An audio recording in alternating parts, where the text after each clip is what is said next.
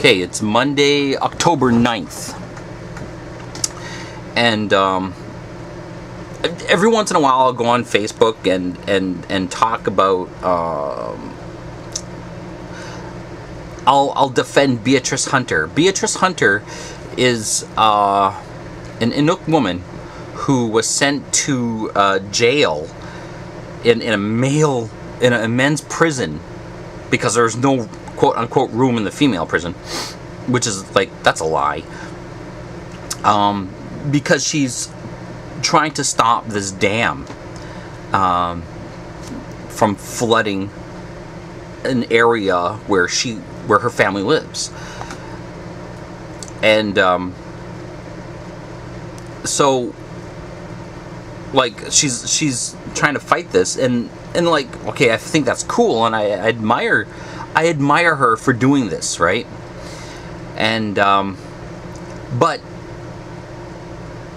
going through the arguments for the dam and reading some people, the arguments for the dam, first of all, there's hardly any. There's just people get confused in what she's fighting for, and they just go off in this other tangent that it doesn't make any sense what they're arguing for. But there have been similar arguments for the pipeline, for tar sands, sand tars? It's the tar sands. Yeah, they're tar sands, or any other economic based project that just happens to destroy nature.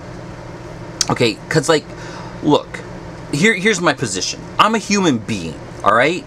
I'm alive, and I live off of eating other pieces of life, whether it's vegan food or animals. So to have a healthy environment, my food needs to be healthy so I can eat that, so that I can remain healthy and my offspring can remain healthy. But it's also a benefit for the animals and for the plants that they remain healthy for their own lives. A lot of the times we don't give a fuck about them. I could care less. I'm going to pump you full of things just so that it's benefit to me, right? Anyways, I don't want to go off in too far of a tangent. That's my position.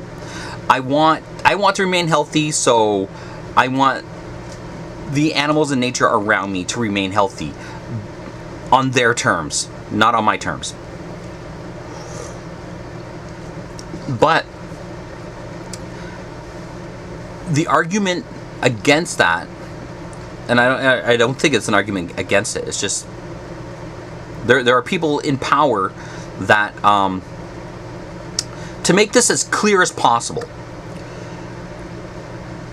there's economic growth, okay?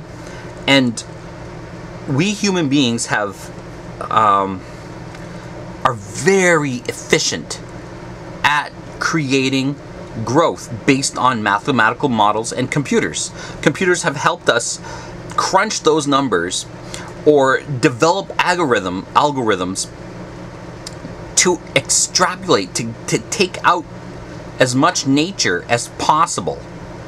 And we're so good at it and so efficient at it. And that's what business is. Business is all about creating this economic scenario and constantly trying to make it more efficient.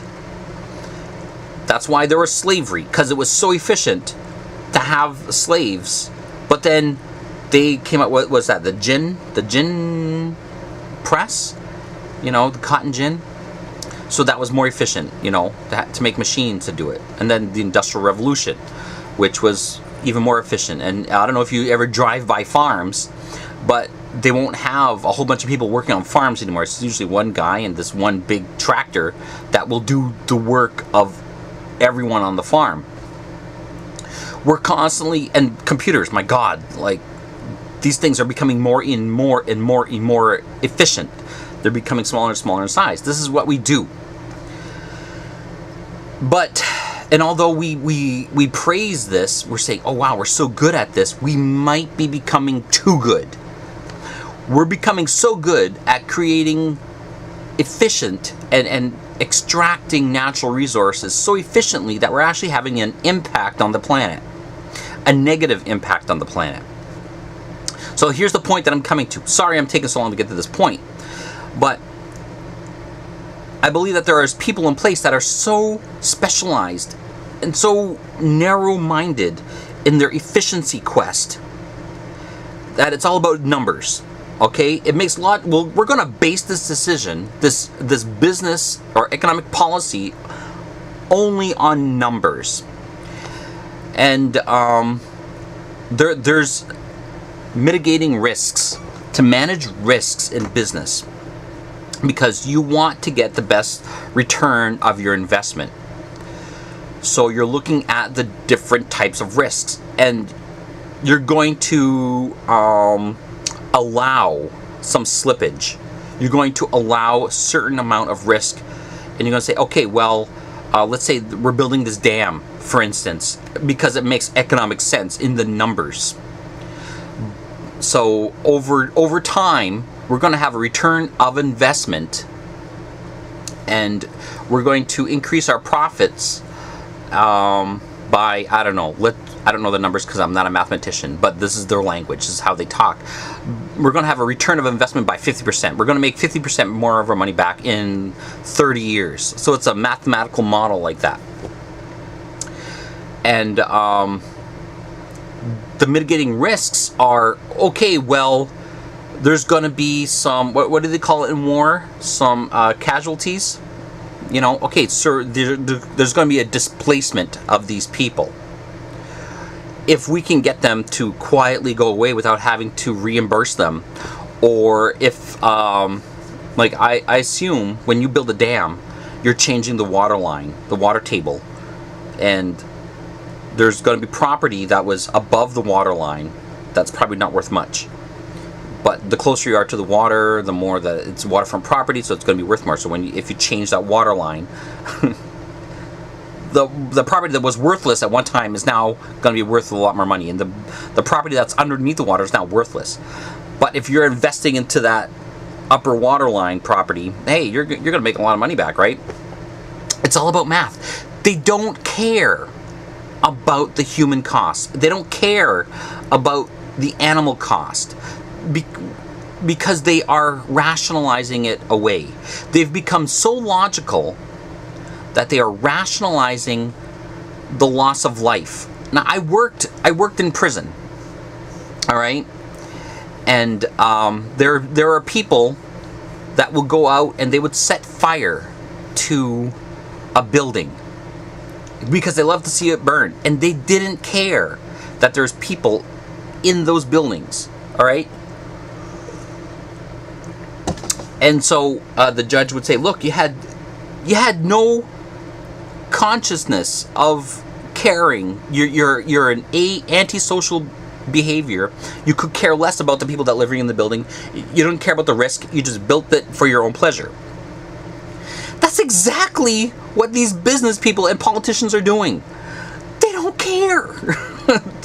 They're building this dam, and they could care less about the people in those lives. Why is it that the arsonist is in prison, but not these people?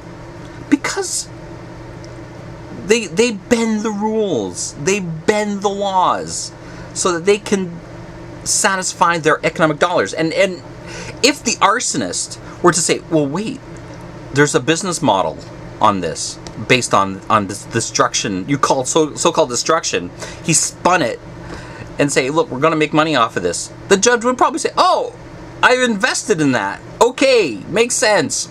Yeah, we don't care about those people that you burnt up. It's psychopathic. That is antisocial behavior. This is what I'm saying. That you can, as human beings, we become so specialized, we evolved, and we become so specialized, and then we have this tunnel vision that we don't see the other factors Or we see the factors, but we could care less about those other factors. That's what I'm saying. That these are psychopathic people that are creating policies and economic policies and business models, and they don't care about you. They could care less. You're sheeple.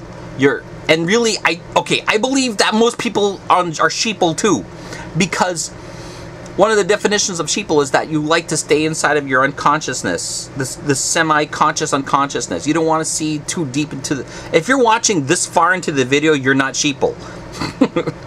If you've gotten through to this point, yeah, you have the capabilities. You're probably awake, you know.